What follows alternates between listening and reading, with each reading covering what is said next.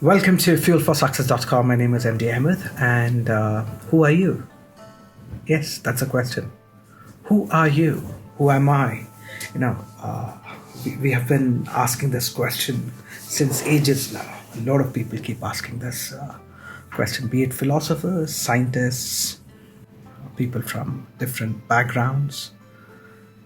This is a question that has kept philosophers wide awake late into nights, gazing at the stars and pondering as to who we are. And one of the answers that Rumi has to give us, Jalaluddin Rumi, the Sufi saint. Now, you see, Rumi says that you are the universe that is in ecstatic motion. And when I just happen to read this, it's got so much power in it. It overwhelms me. I am the universe that is in ecstatic motion. Ecstatic is overwhelming joy, happiness, and it is in motion. And I'm the universe. Now, you see, when we look at the scriptures, I'm not just restricting myself to a particular religion. I'm talking about, you take most of the scriptures, the major scriptures in the world, belonging to different school of thoughts, we learn that the universe is within us. The microcosm and the macrocosm are the same, right? So I am the universe and I am in ecstatic motion. And before that, before this line, he said, stop acting small. Stop acting small. Now, you see, most of us, we tend to act small. We put ourselves down. We think that, we are, it's just like this. We are either superior or inferior compared to others. It's just very simple. If you feel superior, all right, what happens is that implies that you feel that there are people who are inferior to you. And if you feel inferior, that also implies that there are people who are superior to you. And let me also add on here, no matter how superior you feel, if you have this feeling of feeling superior, psychologically speaking, deep inside, no matter how superior you feel, you know that there are others who are superior to you. That is how the mind functions. You know it deep inside, okay, fine, this is my level, now there is somebody else who's there. I'm not talking about this corporate ladder and hierarchy and, the positions and the possessions that we have gained. I'm not talking about that. I'm talking about humans. I'm talking about everybody around us, because when we play small, we are doing a disservice to our beingness.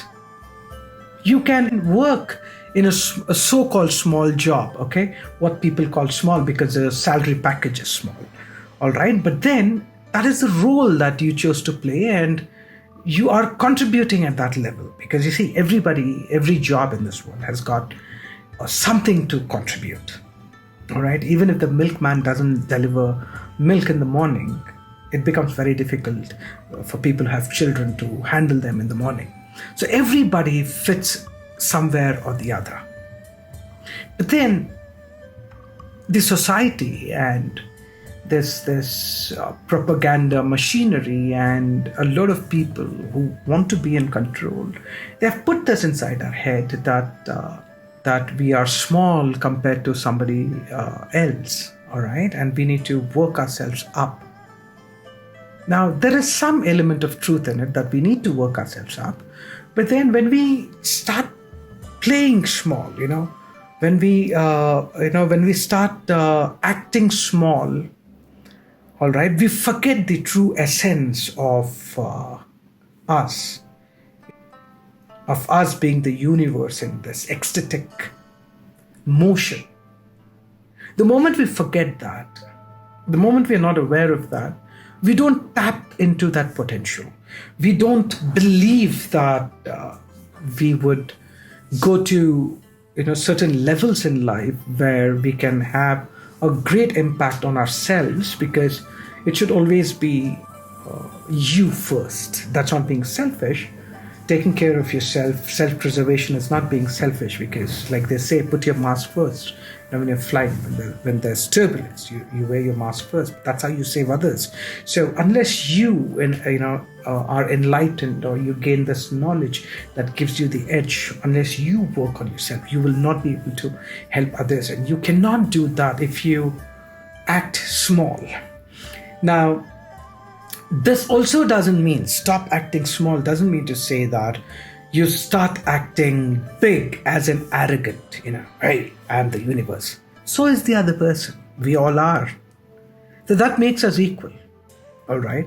When it comes to, in this context, it makes everybody equal. So there is no room for arrogance here. There is no room for being egotistical here. But then what could actually happen is, when you stop acting small, you start tapping into your own greatness. Yes, you are great.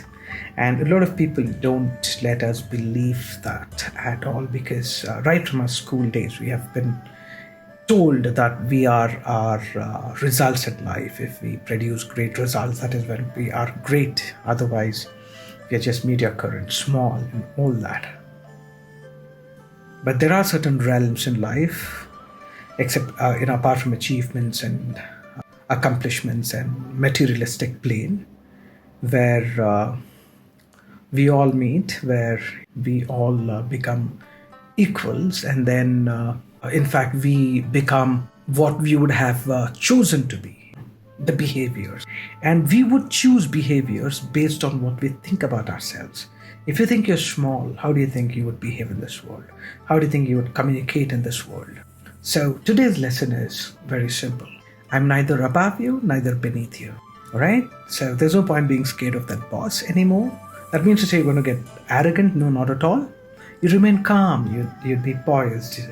You'd be the awakened one. And at the deepest level, you and your boss are dancing in the same ecstatic world, the universe.